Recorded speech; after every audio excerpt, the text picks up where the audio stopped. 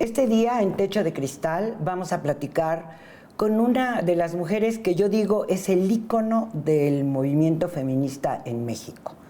Marta Lamas, antropóloga social, escritora, editorialista, promotora, imagínense ustedes, de cada una de las cosas que el movimiento feminista propuso a partir de los años 70, de los centros de atención a la violencia contra las mujeres, de la lucha por que se reconozcan los derechos de las mujeres que trabajan en las casas, en los hogares, las trabajadoras domésticas.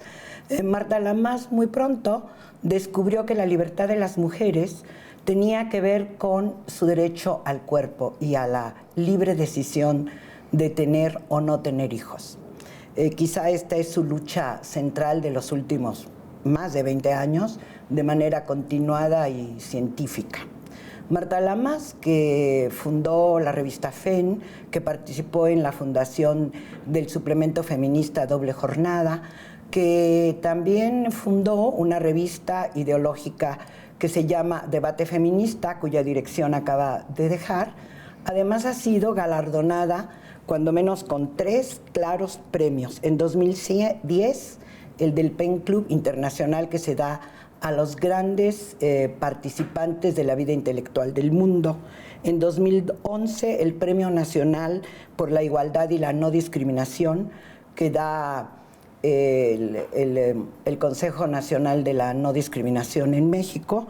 En 2013, el Amalia Solórzano, que es la fundación que inauguró y que creó Cuauhtémoc Cárdenas para homenajear a su propia madre. Una clínica de interrupción legal del aborto lleva el nombre de Marta Lamas en la Ciudad de México. Queremos agradecerle que nos haya recibido en este su espacio de trabajo y de creación, que son las oficinas de Debate Feminista.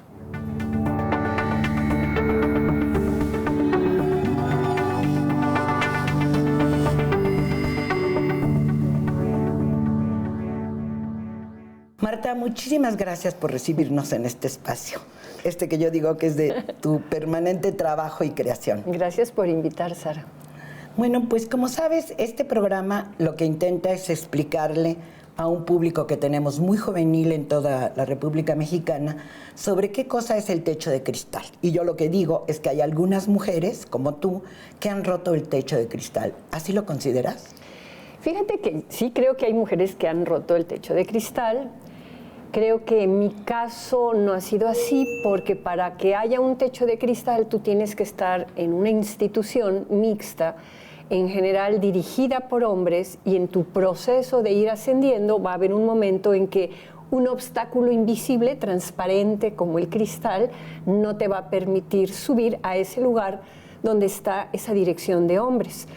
Y yo he desarrollado mi activismo y mi trabajo profesional en organizaciones en donde yo he sido la directora. Entonces, a lo mejor hay otras mujeres que no han roto el techo de cristal adentro de mi organización. Pero a mí no me tocó, digamos, esa situación, porque los proyectos que yo desarrollé y, digamos, armé, pues he sido la directora de ellos. Y además el concepto de techo de cristal desde hace unos años ha sido acompañado por el del suelo pegajoso, diciendo que no siempre es un obstáculo cerca de la cima lo que impide que las mujeres lleguen, sino que a lo largo del proceso el suelo pegajoso implica básicamente el conflicto de conciliación, trabajo, familia, el tener niños, el que tú no puedes despegar porque las condiciones de juego no son parejas, ¿no? En ese sentido también fui muy privilegiada porque tuve, aparte de muy buen apoyo en términos de las trabajadoras del hogar que han estado conmigo, mi mamá, que era la típica abuelita que se ocupaba del hijo, y no tuve, digamos, esa dificultad de conciliación. Pero comparto contigo el que hay una problemática laboral muy importante en el país, en que hay obstáculos invisibles y hay obstáculos no tan invisibles y cotidianos, ¿no?, que dificultan que muchísimas mujeres puedan desplegar sus habilidades, sus talentos y llegar a puestos de toma de decisión. Bueno, la popularidad lo que piensa con el avance de las leyes, con el tema de estar las mujeres consideradas como iguales en el discurso, indicaría que no necesitamos hacer mucho más. ¿Cuál sería tu resumen personal? Porque has estado desde el comienzo, yo diría que eres una activista viva desde los años 70, todavía activista. ¿Cuál sería tu resumen de cuánto hemos avanzado globalmente las mexicanas, o cuánto nos falta o cuánto es mentira y demagogia? No, yo creo que sí, en estos 40 y tantos años que llevo yo de activista, yo sí veo cambios estructurales importantes y veo que falta mucho. Creo que no es una cosa u otra. Creo que sí se ha avanzado y sí se falta mucho. Y básicamente lo que he estado viendo es que, digamos, ya se acepta teóricamente que las mujeres pueden ser gobernadoras, incluso presidentes, estar en puestos de responsabilidad, pilotas de aviación, investigadoras, etcétera.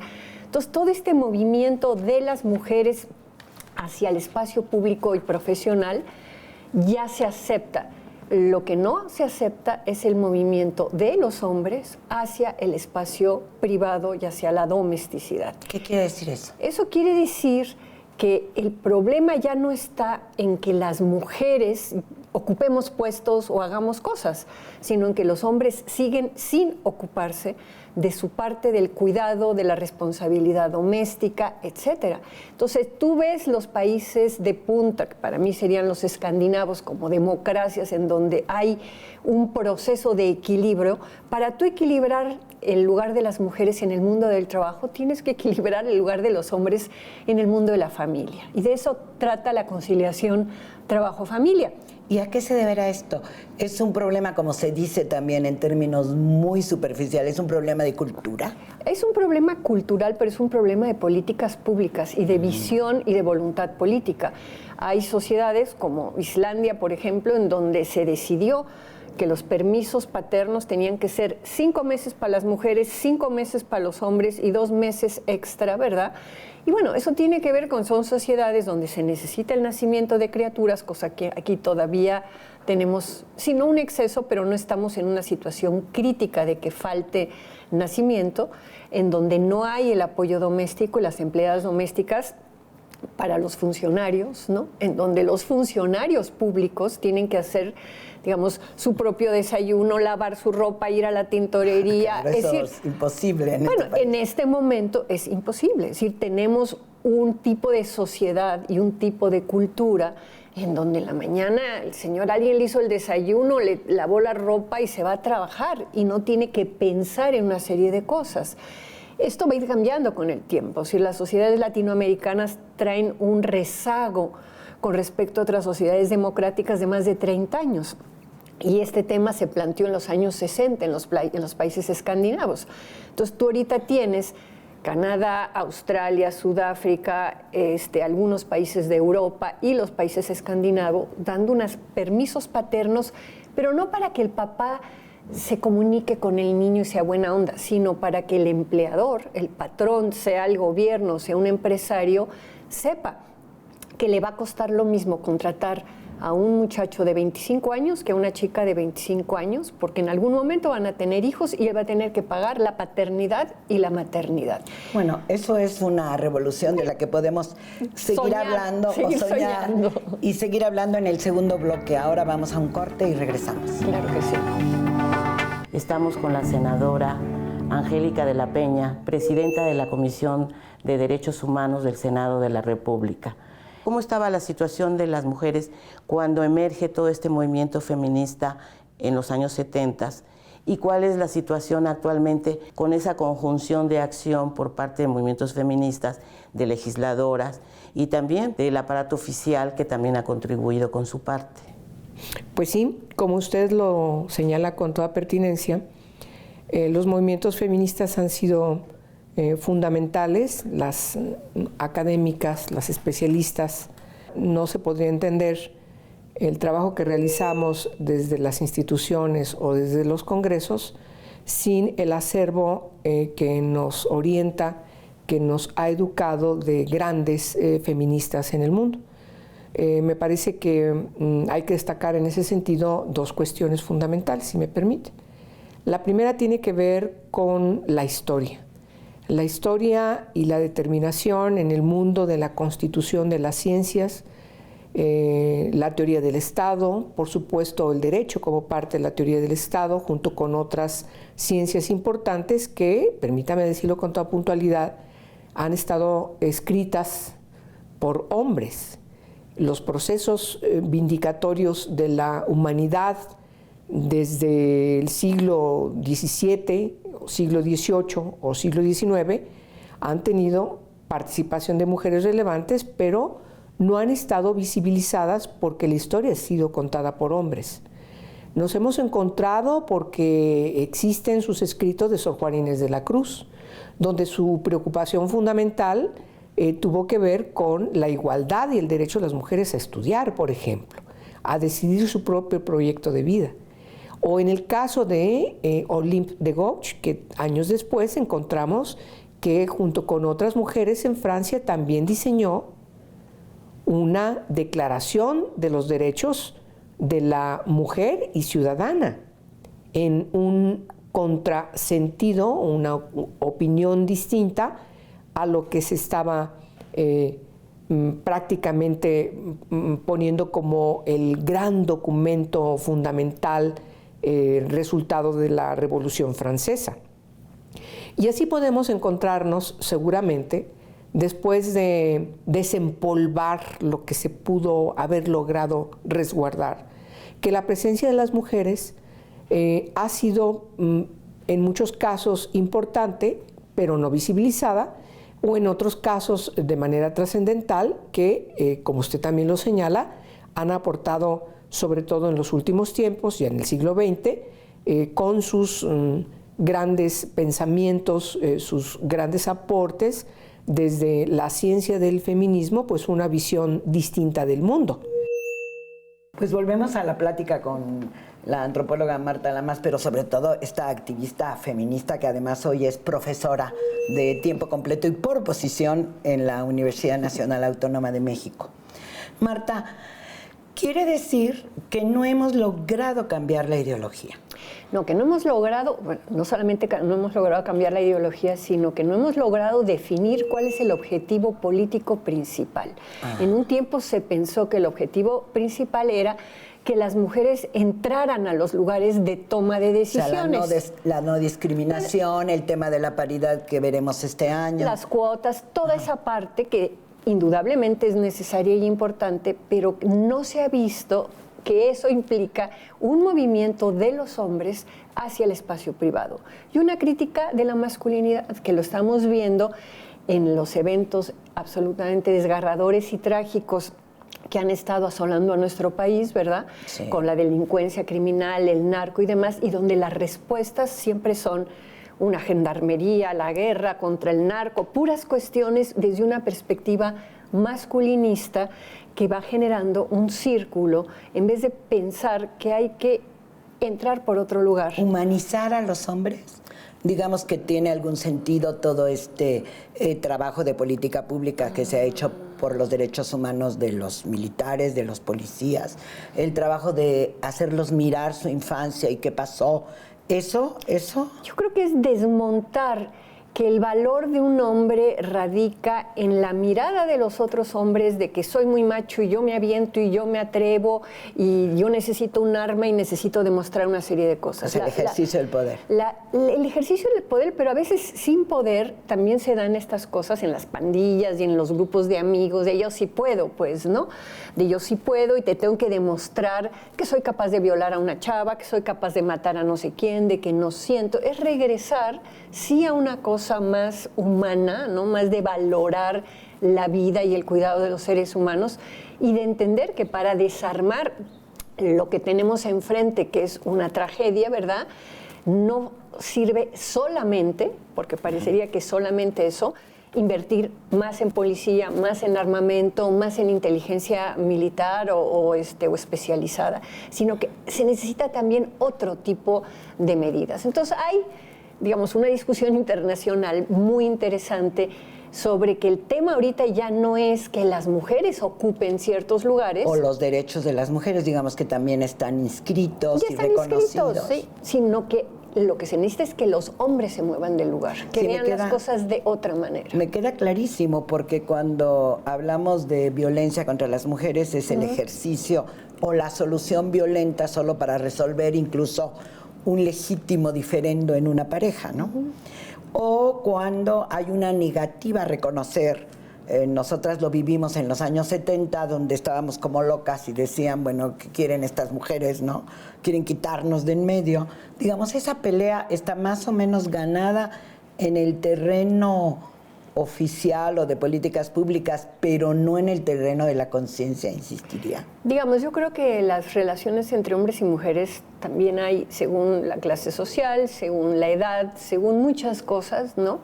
Hay cambios, yo lo veo en mis alumnos muy jóvenes del ITAM, tienen relaciones mucho más igualitarias, aunque en el tema de la sexualidad sigue habiendo mucha doble moral, ¿no?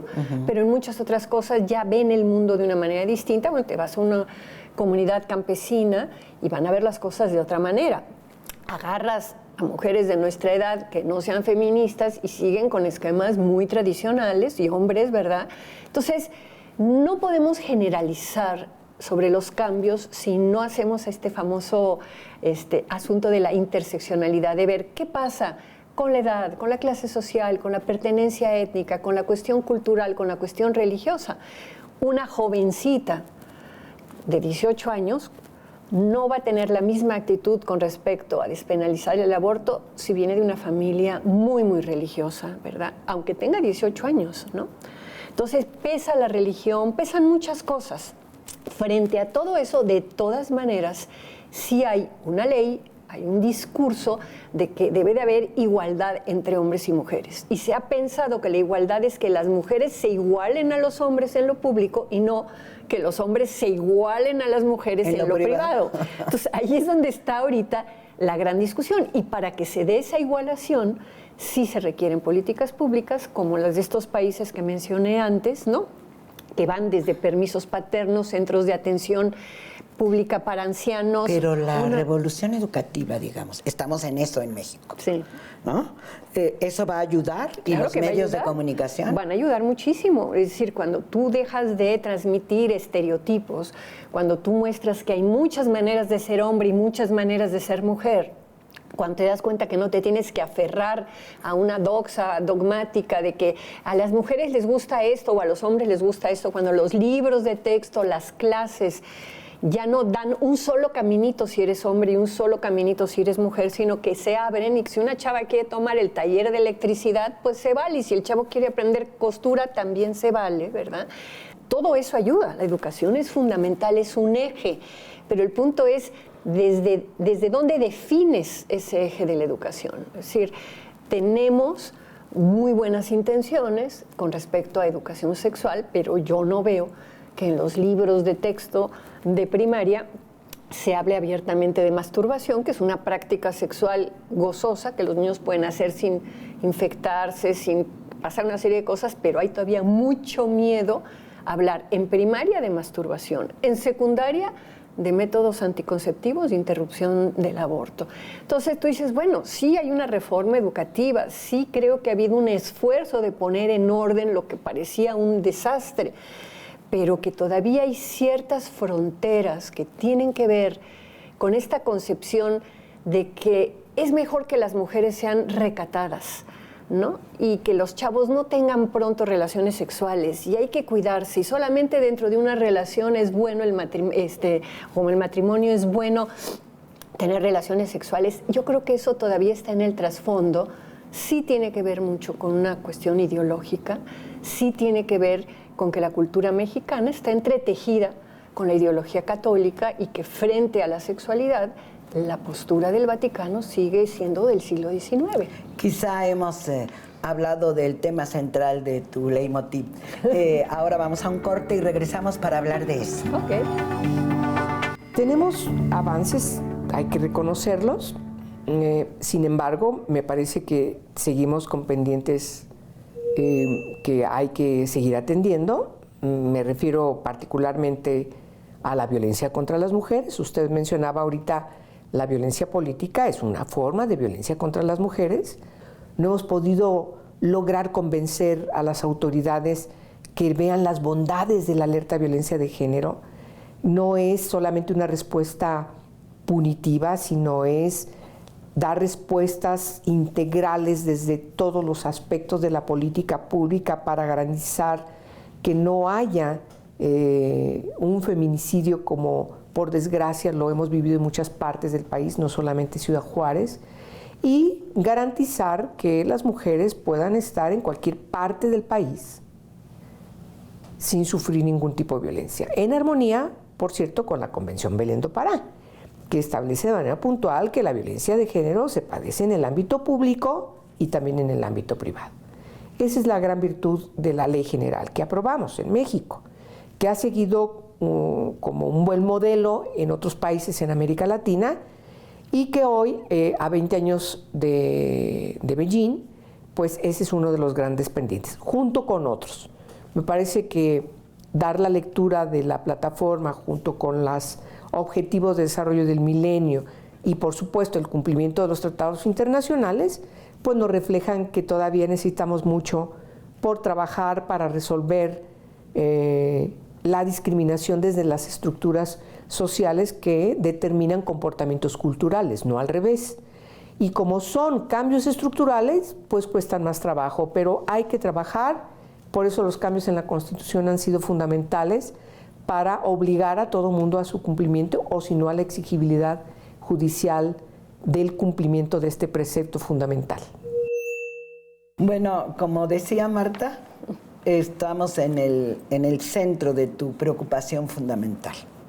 Sí, este tema de la sexualidad, que tiene que ver con otra de tus luchas, tu tarea con las mujeres de trabajo sexual, tu tarea con el apoyo a los homosexuales y su movimiento, y por supuesto el tema de la, se dice, legalización del aborto. Despenalización del aborto. Despenalización. Sí, claro.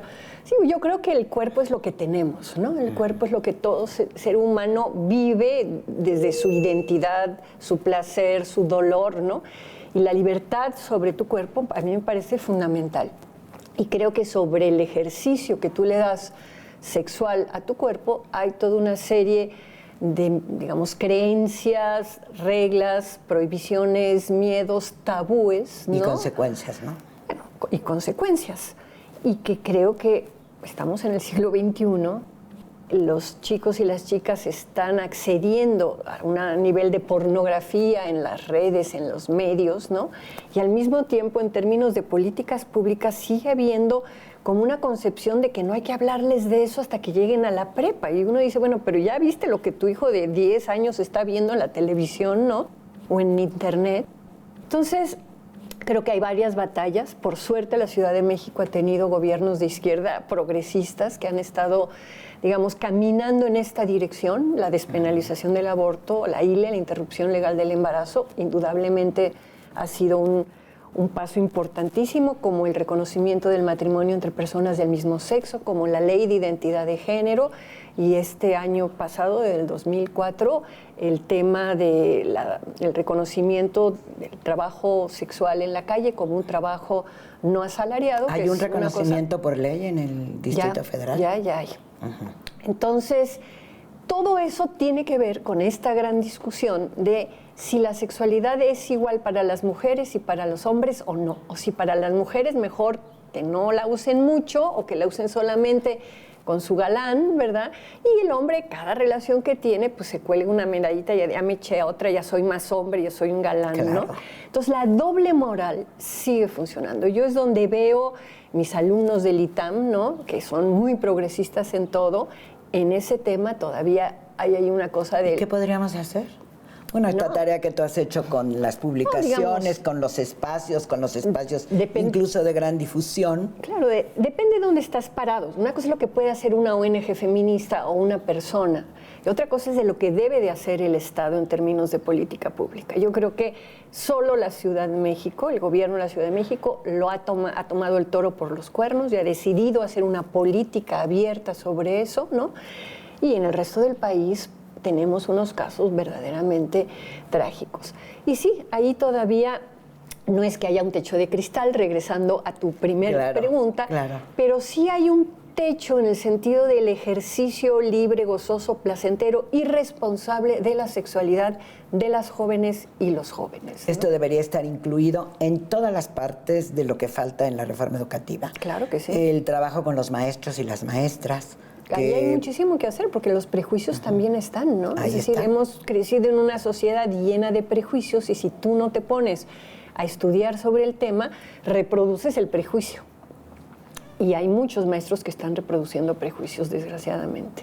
Especialmente en algunos lugares del país. ¿Tú piensas que hay algunas ciudades donde se ha avanzado o de plano tenemos que trabajar con todo el magisterio? Yo diría que hay que trabajar con todo el magisterio. Yo no conozco a fondo la situación de otras partes. Digo, hay ideas de que el Bajío es más conservador y de que Veracruz es más liberal, por ejemplo, ¿no? O que el norte, por estar cerca de Estados Unidos. En Saltillo, ¿no? está, bueno, en Coahuila está matrimonio del mismo sexo. Sí, digamos, yo sí creo que hay estados más liberales y estados más conservadores, culturalmente hablando, no solo políticamente hablando, ¿no? Donde hay más arraigo y influencia de iglesias, no solo de la católica, también los evangélicos en este momento, ¿no? Pero yo creo que esto tendría que ser una política generalizada, nacional, en donde no solo le tocara a la SEP, le tocara también a la Secretaría de Salud para que empezara a ofrecer servicios de información, no de planificación familiar. Entonces tienen que haber servicios donde puedan ir solos los adolescentes sin el papá y la mamá. Tú no le vas a decir a los 14, 15, 16 años a tu mamá que te quieres ir a la cama con tu novio, pero a lo mejor puedes ir a un servicio de salud y tener un agente que no tenga prejuicio, que entienda tu rollo y que te diga, mira, hay tales métodos anticonceptivos, saber tu historia clínica, puedes tomar pastillas mejor en vez de pastillas tal. Promover el uso del condón, que sigue pensando que es fundamental. Sobre todo cuando hay un reconocimiento para problemas como el del SIDA, como embarazo adolescente, el embarazo en adolescente, que es un problemón que está reconociendo ahora el Estado. En fin, una serie de cosas que tendrían que pasar por el sistema educativo y por los medios de comunicación, y quizá los medios del Estado, claro, donde se puede llegar a cierto tipo de población para apoyarla. Claro, y tu techo de cristal estaría justamente para la educación sexual y para las alternativas, digamos, en términos de IL y demás, más que hacia las mujeres, pienso yo, por lo menos en la Ciudad de México, que en ese sentido sí es muy excepcional. Bueno, cuando uno revisa la historia también ve que las mujeres fueron avanzando, que han estado en el gobierno, claro. Ahora esperamos que estén en paridad en el Congreso. Es decir, estamos avanzando en la igualdad, pero no en todas esas cosas que has tocado en este espacio. Te agradecemos, Marta. Gracias muchísimo a ti. Porque tu labor ha sido incansable para descubrir las cosas ideológicas, pero también activamente para muchas de las iniciativas. Gracias a ti, Sara. Te agradecemos mucho y nos vemos en la próxima.